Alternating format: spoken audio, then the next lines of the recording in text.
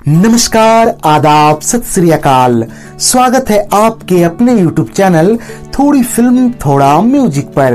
नीलकमल एक ऐसी फिल्म जिसे पूर्व जन्म पर आधारित फिल्मों का सरताज माना जाता है। इस फिल्म में हर वो आकर्षण है जो दर्शकों को मोहित करने के लिए काफी है। आज के इस कमाल के एपिसोड में हम जानेंगे फिल्म नीलकमल से ही जुड़ी हुई बहुत से अनसुनी और सच्ची बातें। तो फिर चैनल को सब्सक्राइब करके वीडियो को पूरा देखते रहिए।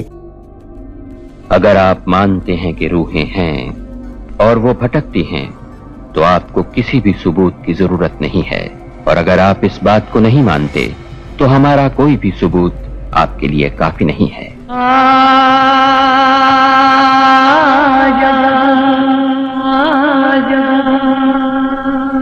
जिंदगी की आखिरी सांसों तक मैं तुम्हें पुकारता रहा। कल्पना लोक के बैनर तले इस फिल्म का निर्माण किया था पन्नालाल माहेश्वरी ने। इस फिल्म के अलावा इन्होंने सन 1963 की कोबरा गर्ल, 1965 की काजल, 1969 की नानक नाम जहाज है तथा 1971 की चिंगारी जैसी अन्य कई लोकप्रिय फिल्मों का निर्माण भी किया था। बात करें फिल्म नीलकमल के निर्देशक की, तो वो थे राम माहेश्वरी। इस फिल्म की कहानी लिखी थी गुलशन नंदा ने तथा इसके पटकथा लेखक थे फणीम मजूमदार। फिल्म नीलकमल अपनी मर्मस्पर्शी संवादों के लिए भी जानी जाती है, जिसे लिखा था केदार शर्मा और इला माहेश्वरी ने। बात करें इस फिल्म के सिनेमेटोग्राफर की, तो वो थे फली मिस्त्री तथा इसे एडिट किया था DN पाई ने। 2 घंटे 45 मिनट की लंबाई वाली इस फिल्म को रिलीज किया गया था 21 सितंबर 1968 को। चलिए अब आपको रूबरू करवाते हैं इस फिल्म के कलाकारों से। इस फिल्म की मुख्य तथा सहायक भूमिकाओं में नजर आए थे वहीदा रहमान, राजकुमार, मनोज कुमार, ललिता पवार, बलराज साहनी, महमूद, शशिकला, डेविड अब्राहम, मुराद, P जयराज, जगदीश राज, भूषण तिवारी इत्यादि। महान संगीतकार रवि साहब की कालजयी धुनों से सजे हुए कुल 7 गाने इस फिल्म में रखे गए थे, जिनके बोल लिखे थे साहिर लुधियानवी ने। फिल्म के इन 7 कर्णप्रिय गीतों में अपनी मखमली आवाज का जादू बिखेरा था मोहम्मद रफी, मन्ना डे, आशा भोसले इत्यादि ने। फिल्म के सारे ही गाने न केवल उन दिनों बल्कि आज भी काफी लोकप्रिय हैं। ये गाने हैं हे रोम रोम में बसने वाले राम, शर्मा के यूं न देख, खाली डब्बा खाली बोतल लेके मेरे यार, वो जिंदगी जो थी अब तक तेरी पनाहों में, दोनों के बीच कारा लगता, बाबुल की दुआएं लेती जा तथा फिल्म का सबसे लोकप्रिय गीत आजा तुझको पुकारे मेरा प्यार। चलिए अब आपको रूबरू करवाते हैं इस फिल्म से जुड़े हुए 11 खास अननोन फैक्ट से। फैक्ट नंबर 1, फिल्म नीलकमल सन 1968 में सर्वाधिक कमाई करने वाली फिल्मों के तीसरे पायदान पर थी। इस फिल्म का कुल बजट था 64 लाख रुपए तथा इसने भारत में कमाए थे 1 करोड़ 75 लाख रुपए। अगर बात करें इसके वर्ल्ड वाइड कलेक्शन की, तो इसने तकरीबन 3.5 करोड़ रुपए का कारोबार किया था। फिल्म की बजट और कलेक्शन को देखते हुए इसे एक हिट फिल्म कहा गया था। अगर बात करें इस साल की 3 सर्वाधिक कमाऊ फिल्मों की, तो पहले स्थान पर थी फिल्म आंखें, दूसरे स्थान पर थी फिल्म दो कलियां तथा तीसरे स्थान पर थी फिल्म नीलकमल। फैक्ट नंबर 2, फिल्म नीलकमल आधारित थी सुप्रसिद्ध हिंदी उपन्यासकार गुलशन नंदा के इसी नाम से लिखी गई एक उपन्यास पर। गुलशन नंदा के द्वारा लिखी गई इस उपन्यास का फिल्मी रूपांतरण किया था विनय चटर्जी ने। जब आप उपन्यास और फिल्म दोनों की कहानी पर गौर करेंगे, तो पाएंगे कि फिल्म की कहानी मूल उपन्यास से कई जगहों पर भिन्न हो जाती है। मसलन वहीदा रहमान का बोट से झील पार करना, राजकुमार के आत्मा को मुक्ति मिलने वाला दृश्य इत्यादि। इस वीडियो के लिए रिसर्च के दौरान उस दौर के कई पाठकों से जब मैं उपन्यास और फिल्म के बारे में चर्चा की, तो उन्होंने यही कहा कि उपन्यास फिल्म के मुकाबले कहीं ज्यादा रोचक है। खैर, यहाँ उपन्यासकार गुलशन नंदा को लेकर एक अन्य दिलचस्प बात आपको बता दूं कि यह कोई उनकी अकेली उपन्यास नहीं है जिस पर कोई फिल्म बनी हो। इसके अलावा सन 1965 की काजल, 1967 की पत्थर के सनम, 1970 की खिलौना, 1973 की दाग, 1973 की ही झील के उस पार और 1976 की महबूबा जैसी दर्जनों हिट फिल्में इन्हीं के उपन्यासों पर बनी हैं।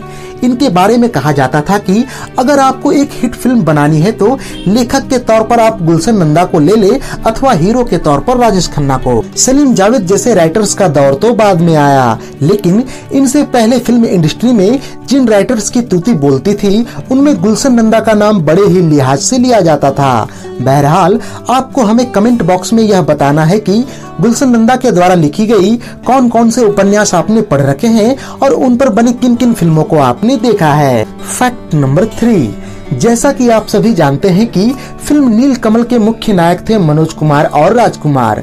इन दोनों ही अभिनेताओं ने फिल्म में अपने लाजवाब अभिनय से दर्शकों का मन मोह लिया था। अगर आपने इस फिल्म को गौर से देखा हो तो इस बात पर अवश्य ध्यान दिया होगा कि फिल्म में इन दोनों ही अभिनेताओं का कोई भी दृश्य एक साथ नहीं है। फिल्म के कई जानकार यह कहते हैं कि इन दोनों अभिनेताओं ने एक साथ केवल इसी फिल्म में काम किया है, पर यह सर्वथा असत्य है। दरअसल इस फिल्म से ठीक 10 साल पहले यानी कि सन 1958 में इन दोनों ही अभिनेताओं की एक फिल्म आई थी पंचायत। इन दोनों ही अभिनेताओं को लेकर एक अन्य दिलचस्प बात आपको बता दूं कि इनके वास्तविक नाम मनोज कुमार और राजकुमार न होकर कुछ और ही है। दरअसल मनोज कुमार का वास्तविक नाम हरि कृष्णा गिरी गोस्वामी है, वहीं राजकुमार का वास्तविक नाम कुलभूषण पंडित था। फैक्ट नंबर 4, यूं तो फिल्म के सारे ही गाने एक से बढ़कर एक हैं, पर यहाँ मैं खास तौर पर बाबुल की दुआएं लेती जाकर जिक्र करना चाहूंगा। दरअसल इस गीत में रफी साहब के जिस रुआसी अंदाज को आप सुनते हैं वह बनावटी नहीं है। इस गीत के रिकॉर्डिंग को लेकर मशहूर गीतकार व फिल्म लेखक जावेद अख्तर ने यह कहा था कि जिन दिनों रफी साहब ने इस गीत को गाया था ठीक उससे कुछ दिनों पहले उनकी अपनी ही बेटी की विदाई हुई थी। इस गीत को गाते वक्त रफी साहब ने भले ही अपने सुरों को साधे रखा पर भावनाओं पर नियंत्रण न कर सके। परिणाम स्वरूप हमें बाबुल की दुआएं लेती जा जैसा अमर गीत मिला। इस गाने के लिए रफी साहब को फिल्म फेयर अवार्ड तो नहीं मिला, पर उसी साल आई फिल्म ब्रह्मचारी के सुप्रसिद्ध गीत दिल के झरोखों में के लिए इन्हें यह अवार्ड मिला था। हालांकि बाबुल की दुआएं लेती जा गीत इतना प्रसिद्ध हुआ कि इसके लिए रफी साहब को प्रेसिडेंट मेडल से नवाजा गया था। फैक्ट नंबर 5, सन 1969 में आयोजित 16वें फिल्म फेयर अवार्ड्स में फिल्म नील कमल को कुल 8 श्रेणियों में नामित किया गया था, पर दुर्भाग्य से इनमें से केवल एक श्रेणी में जीत हासिल कर पाई थी। दरअसल फिल्म की मुख्य अभिनेत्री वहीदा रहमान को उस साल के बेस्ट एक्ट्रेस का अवार्ड मिला था। इस अवार्ड को पाकर वहीदा रहमान उतना खुश नहीं हुई थी अमूमन जितना कलाकार होते हैं। उन्होंने कहा था कि फिल्म नील कमल के लिए मुझे यह अवार्ड नहीं मिलना चाहिए था, क्योंकि इस फिल्म में कोई खास अभिनय मैंने नहीं किया था। उनका यह मानना था कि उनसे कहीं ज्यादा अच्छा अभिनय तो फिल्म रात और दिन में नरगिस ने किया था, जो कि इस अवार्ड की दावेदार भी थी। वहीदा रहमान आश्चर्य व्यक्त करते हुए कहती हैं कि फिल्म नील कमल से कहीं ज्यादा अच्छा अभिनय तो उन्होंने सन 1970 में आई खामोशी और 1971 में आई रेशमा और शेरा में किया था, पर इन दोनों ही फिल्मों के लिए उन्हें कोई अवार्ड्स तो दूर नॉमिनेशन भी नहीं मिले थे। यहाँ यह जानना भी बड़ा दिलचस्प है कि फिल्म नील कमल वहीदा रहमान की एकमात्र ऐसी फिल्म है जिसमें इन्होंने डबल रोल किया था। Fact number 6, film Neel Kamal में यह दिखाया गया है कि राजकुमार एक मूर्तिकार हैं, जिन्होंने इन सभी अद्भुत मूर्तियों और डिजाइनों को तराशा है। वाकई में इन सभी डिजाइनों और मूर्तियों को देखकर दिल में यह जानने की इच्छा होती है कि इन सभी के वास्तविक चित्रसेन कौन है, अर्थात फिल्म के लिए इन्होंने किसने बनाया था। दरअसल रंगमहल के इन सभी कलाकृतियों को कानू देसाई नामक एक मूर्तिकार ने बनाया था, पर यहाँ दुख की बात यह है कि इतने सारे खूबसूरत कलाकृतियों का रचयिता आज भी गुमनाम है। फैक्ट नंबर 7, सन 1968 में मनोज कुमार और वहीदा रहमान ने 2 फिल्मों में एक साथ काम किया था। ये फिल्में थी नील कमल और आदमी। इन दोनों ही फिल्मों में एक दिलचस्प बात यह है कि दोनों ही में 2 नायक और 1 नायिका थी। जहां नील कमल में वहीदा रहमान के अपोजिट राजकुमार और मनोज कुमार थे, वहीं आदमी में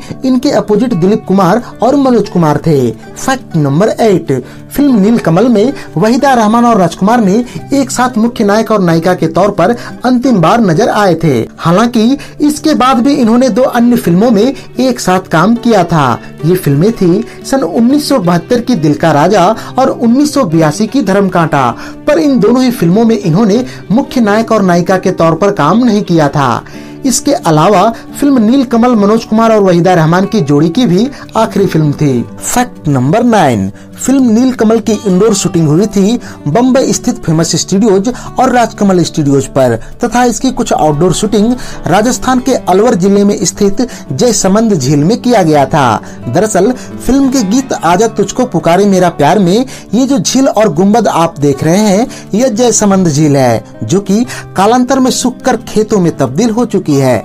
अब यहाँ पर न तो उतना पानी जमा होता है और न ही लोग इस जगह की कोई खास रखरखाव करते हैं। यह झील सिमटकर अब एक छोटे से तालाब में तब्दील हो चुका है। फैक्ट नंबर 10, नीलकमल पुनर्जन्म पर आधारित एक बड़ी ही उम्दा फिल्म है, पर यह कोई पहली या आखिरी फिल्म नहीं है जो इस विषय पर बनी हो। दरअसल इसके अलावा भी इसी विषय से मिलती जुलती अन्य कई लोकप्रिय फिल्में भी बनी हैं। ये फिल्में हैं सन 1958 की मधुमती, 1976 की महबूबा, 1980 की कर्ज, 1981 की कुदरत, 1995 की करण अर्जुन, 2007 की ओम शांति ओम इत्यादि। यहाँ यह जानना भी बड़ा दिलचस्प है कि अगर पुनर्जन्म पर आधारित उपन्यासों और कहानियों की बात की जाए तो गुलशन नंदा से बेहतर कोई भी लेखक इस विषय पर अच्छी कहानी नहीं लिख पाएगा। फैक्ट नंबर 11, फिल्म नीलकमल में वहीदा रहमान, राजकुमार और मनोज कुमार के अलावा ललिता पवार, बलराज साहनी और महमूद साहब जैसे अन्य मंजे हुए कलाकार भी नजर आए थे। बात करें इस फिल्म में महमूद साहब की भूमिका की तो इस बार भी इन्होंने अपने चिर परिचित अंदाज में दर्शकों को हंसा हंसा कर लोटपोट कर दिया था। हालांकि उस वक्त के कुछ फिल्म क्रिटिक्स ने इनकी इस भूमिका को फिल्म में बेकार बताया था। इस विषय में आप क्या सोचते हैं, हमें कमेंट बॉक्स में अवश्य बताएं।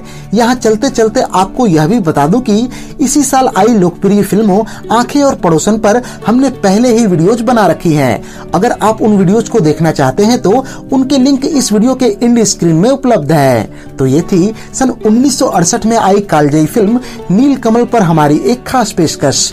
उम्मीद है कि यह वीडियो आपको बेहद ही पसंद आई होगी।